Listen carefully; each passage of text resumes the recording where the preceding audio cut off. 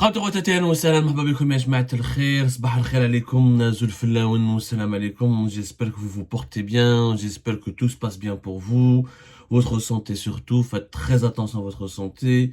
Voilà, le Covid et les variantes des virus grippaux là, une épidémie grippale assez très intense et virulente depuis le début de cette année 2024, faites très attention à votre santé. Et ben voilà, hier le 21 février 2024, l'axe Rabat-Madrid s'est encore renforcé. Il a été même bétonné, pour reprendre l'expression de certains analystes et observateurs des relations maroco-espagnoles. Après avoir été snobé pour l'Algérie, après avoir été snobé et méprisé par Tebboune, voilà que l'Espagne, comme je l'ai dit, comme je l'avais prévu, comme je l'avais averti, voilà que l'Espagne se tourne encore une fois davantage vers le Maroc pour approfondir ses relations avec le Maroc, pour approfondir son alliance avec le Maroc, parce qu'elle pense, parce qu'elle estime, et à juste titre, voilà, comme elle n'arrive pas bien à parler avec l'Algérie, comme elle n'arrive pas à travailler avec l'Algérie, comme elle n'arrive pas à se réconcilier avec l'Algérie, et ben l'Espagne sécurise ses intérêts économiques, renforce son axe de coopération avec le Maroc, avec Rabat.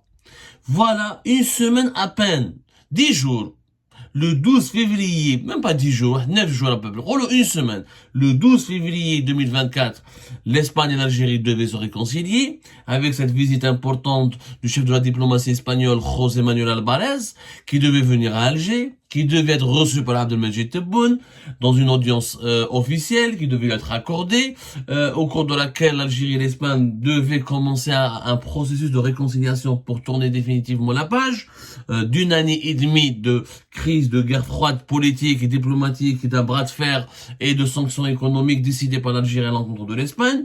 Et ben ça ne s'est pas fait. Rappelez-vous, on en a parlé. Abdelmajid Tebboune, c'est lui qui a annulé l'audience qui était prévue initialement avec José Manuel Alvarez. L'Espagne a très mal pris ce geste humiliant et elle a décidé d'annuler tout court la visite à Alger de son chef de la diplomatie. Et du coup, l'Espagne et l'Algérie ont raté l'occasion. L'opportunité a été gâchée, une opportunité pour se réconcilier, pour se retrouver. Qu'est-ce qui se passe? Une semaine après, l'establishment espagnol se tourne vers qui? Vers le Maroc. La politique de Tebboune et du régime Tebboune est une politique qui arrange le Maroc. On est en train de faire des cadeaux. Mais franchement, les Marocains devraient remercier Dieu, nuit et jour. C'est des cadeaux. Tu nargues l'Espagne. Tu la méprises. Tu la provoques. Tu essaies de l'humilier, ben l'Espagne fait quoi? Elle riposte, ok, je vais aller vers le Maroc. J'ai pas d'intérêt avec l'Algérie, ben les Espagnols sont pragmatiques, ils cherchent à protéger leurs intérêts, les intérêts de leurs entreprises, et ben ils sont partis au Maroc. D'abord, il faut savoir que cette visite du chef du gouvernement espagnol, Pedro Sánchez, à Rabat, n'était pas médiatisée auparavant. Ça a été une visite surprise. C'est-à-dire qu'elle a été préparée au cours de cette dernière semaine, à l'exception de l'agence de presse espagnole EFE qui a annoncé cette visite. Aucun média espagnol de grande envergure ou là des médias marocains de grande envergure très proches des autorités n'ont annoncé préalablement cette visite. Dès son arrivée à Rabat, donc ça veut dire qu'elle a été préparée, pas à la dernière minute, mais elle a été, on va dire, c'est une visite de riposte. C'est-à-dire que le Maroc a certainement dit les autorités marocaines se sont organisées avec les autorités espagnoles pour organiser un événement qui renforce leur alliance. Et le Maroc a voulu certainement rassurer l'Espagne. Les Marocains étaient très intelligents. En fait, les Marocains, ils font quoi? Ils font rien. Ils attendent les maladresses du régime algérien et eux, ils s'adaptent aux maladresses. Je trouve un adversaire qui fait que des conneries. Il fait que des bêtises. À chaque temps, tu attends juste à ce qu'il fasse une bêtise. Et toi, tu vas en tirer profit de cette bêtise. Voilà ce que fait le Maroc. Il tire profit des bêtises du régime algérien. Les Marocains, donc, ils ont entendu ce qui s'est passé après le 12 février. Ils ont bien vu la nouvelle tournade, ou la nouvelle crise dans les relations algéro-espagnoles. Ils se sont organisés avec les autorités espagnoles pour organiser une importante visite du chef du gouvernement espagnol à Rabat. Il est venu à Rabat hier, donc Pedro Sánchez. Il a été accueilli par le chef du gouvernement marocain Ensuite, un déjeuner à son honneur organisé par le roi Mohammed VI. Ensuite, dans la soirée, une audience en privé entre le Pedro Sanchez et Mohammed VI. Ensuite, des communiqués officiels et des échanges. Et résultat des courses, le Maroc et l'Espagne, comme l'Espagne, elle souffre, les entreprises espagnoles ont souffert en tout cas, des sanctions économiques de l'Algérie, et ben le Maroc a ouvert encore une fois les portes de son marché aux entreprises espagnoles pour rassurer son partenaire espagnol. Donc le message est clair. À cause de nous, vous avez des problèmes avec l'Algérie. Et ben nous, on va vous indemniser, on va vous permettre de faire des affaires. La preuve, le Maroc envisage d'investir 50 milliards de dollars, 45 milliards de dollars plus exactement, d'ici 2050, dans des infrastructures importantes du pays, des ports, des aéroports, des trains, etc. Et ben les entreprises espagnoles vont avoir une part importante de ces marchés. Un exemple, le Maroc a lancé un appel d'offres pour acheter 150 wagons de trains de moyenne distance pour une valeur de 1,6 milliard d'euros. Là, les entreprises espagnoles qui étaient exclues de ce marché ont été associées, ont été invitées à participer à ce marché. Le Maroc aussi envisage de faire une nouvelle ligne de TGV de 1300 km entre Oujda et Agadir et moderniser plusieurs de ces ports et de ces aéroports. Et là, les entreprises espagnoles ont été conviées à participer à ces projets-là et à ces marchés, à candidater, à concourir pour ces marchés. En clair, le Maroc va réserver une partie de ces 45 milliards d'euros qui seront investis à des entreprises espagnoles. C'est la promesse et l'engagement qui a été fait par le Maroc à l'Espagne. Donc, et c'est l'objectif de cette visite. Pedro Sanchez n'est pas venu au Maroc pour danser, ou là pour manger du couscous, ou là pour manger une pastilla, ou là, etc. Il est venu pour défendre les intérêts de son pays. Et les intérêts de son pays, c'est les intérêts de ses entreprises. Le Maroc a consolidé son axe, son alliance avec l'Espagne en en travaillant sur des projets économiques majeurs. Le Maroc et l'Espagne vont organiser ensemble, rappelez-vous, la Coupe du Monde de football en 2030. Donc les deux pays vont coopérer énormément. Et à cause de l'Algérie, ou là grâce à l'Algérie, le Maroc et l'Espagne ont approfondi dans des proportions exceptionnelles leur alliance. Clair, net et précis, يعني ما عندك ما تدير يعني encore une fois, زيد bien sûr, concernant la question du Sahara occidental, le chef du gouvernement espagnol, lors d'un communiqué officiel confirmé par les agences de presse marocaines et espagnoles, ont reparlé du soutien officiel et qui n'a pas changé d'un iota de l'Espagne au Maroc concernant le dossier du Sahara occidental. L'Espagne considère toujours le plan d'autonomie marocain comme la base la plus sérieuse, réaliste et crédible pour la résolution de ce conflit et de ce différend. Ce qui prouve que donc les pressions algériennes sur l'Espagne n'ont absolument abouti à aucun résultat concret. Et que donc, Pedro Sanchez, en allant à Rabat, il a encore accentué ou il a mis en valeur le soutien de l'Espagne au Maroc qui n'a pas changé. Donc c'est un revers, encore une fois, pour l'Algérie sans diplomatie qui nous a fait croire qu'au bout d'une année et demie de pression, l'Espagne a fait évoluer sa position, ce qui n'est pas du tout vrai. Le Maroc et l'Espagne ont décidé de travailler ensemble. De travailler ensemble dans le fameux projet, t'as le gazoduc Nigeria-Maroc, qui doit passer par une vingtaine de pays de l'Afrique de l'Ouest. L'Espagne s'intéresse particulièrement à ce projet-là. Donc, il y a des gros projets stratégiques en Afrique, comme le gazoduc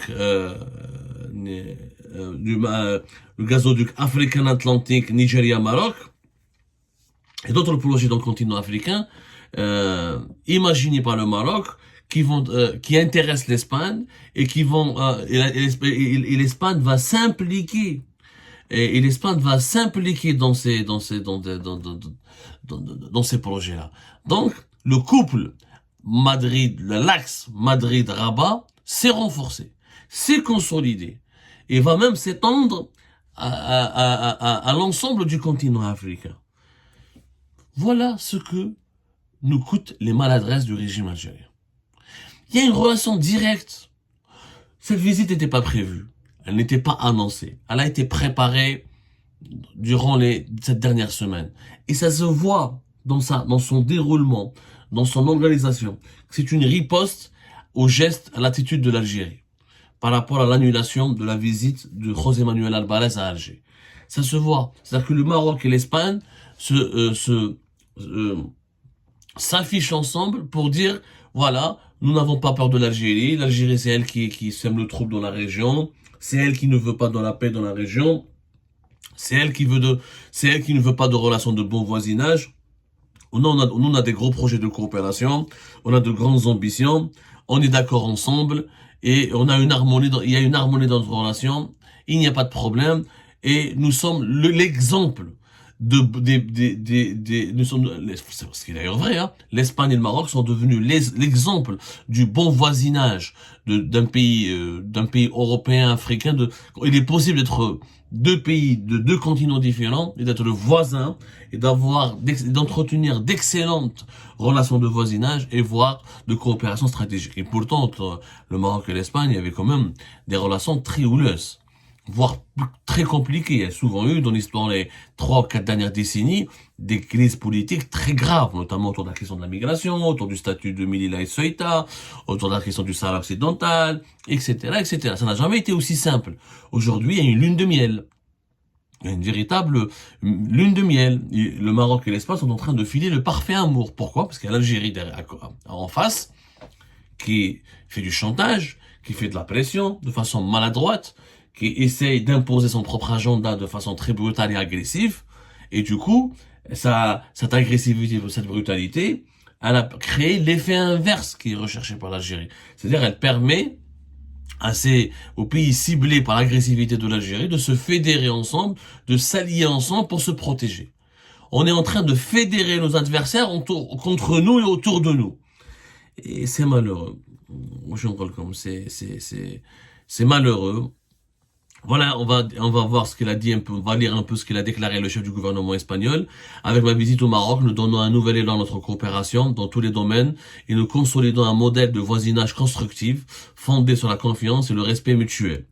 Voilà ce qu'il a déclaré Pedro Sanchez. Cette visite met en évidence notre volonté commune de continuer à promouvoir les relations bilatérales stratégiques tant pour l'Espagne que pour le Maroc. Nous avons réaffirmé notre détermination à poursuivre la feuille de route adoptée en 2022, grâce à laquelle nos relations se trouvent à leur meilleur moment depuis des décennies. Ensemble, nous voulons faire de notre coopération le meilleur exemple de voisinage constructif. Qu'est-ce que je peux dire? Des déclarations très positives, ça avance, du pragmatisme, du véritable pragmatisme, des projets économiques ambitieux, une Coupe du Monde qu'ils vont organiser ensemble. Et l'Espagne et le Maroc, sincèrement. Sincèrement, on n'a même pas réussi à établir un projet intéressant avec un pays important. On a pratiquement, on parle en Algérie, on parle de rien. On parle du Sahara occidental, on parle de la Palestine, mais au niveau du développement, il n'y a plus rien. On n'a plus aucune ambition. Nos voisins font des TGV, organisent une Coupe du Monde, s'ouvrent sur le reste du monde, et ils essayent de se créer, de devenir un véritable pôle de développement régional et d'influer un pôle pour devenir une véritable puissance régionale sur le continent africain. أين هي الجزائر؟ ما محل الجزائر في المعادلة؟ يعني وين راهي؟ Quelle est la place de l'Algérie aujourd'hui? Quelle est la place de l'Algérie? Je rappelle quelques détails quand même. Il y a eu récemment, avant la visite de Pedro Sanchez au Maroc, il y avait déjà à Rabat la réunion bilatérale de haut niveau entre l'Espagne et le Maroc, où il y a eu 19 accords signés dans plusieurs domaines, dans la sécurité, l'économie, la santé, l'éducation. Donc, il y a chaque semaine, chaque mois, l'axe Rabat-Madrid se renforce et gagne en profondeur. Et à chaque fois, le rapprochement marocain ou hispano-marocain intervient au moment où il y a une crise importante avec l'Algérie. C'est-à-dire que l'Espagne, à chaque fois qu'elle a un problème avec l'Algérie, elle se rapproche davantage du Maroc. Tout le monde l'a dit, ou tout le monde l'a expliqué. Et tout le monde l'a commenté. Et tout le monde a averti les décideurs dirigeants algériens. Cette brutalité, cette agressivité, cette politique du chantage que l'Algérie exerce à l'Espagne ne fait que favoriser le rapprochement de l'Espagne avec le Maroc. Mais personne ne veut nous entendre. Personne ne veut entendre le bon sens. C'est malheureux. Tout simplement malheureux. Ah, le résultat. Voilà. Bravo au régime Tebboune qui ne cesse d'offrir des cadeaux aux Marocains, au régime marocain, qui lui se repositionne sur l'échiquier politique et qui devient l'ami préféré des grandes puissances occidentales. L'Espagne, qu'on le veuille ou non, c'est l'un des 4 grands pays de l'Union européenne. C'est un pays important, rayonnant sur le plan culturel et politique et économique. Et tous ces projets les plus stratégiques que l'Espagne veut faire avec le Maroc, ça va se faire au détriment de l'Algérie, qui perd un investisseur, qui perd un partenaire et qui va accuser un retard au niveau de son développement et au niveau de son leadership régional.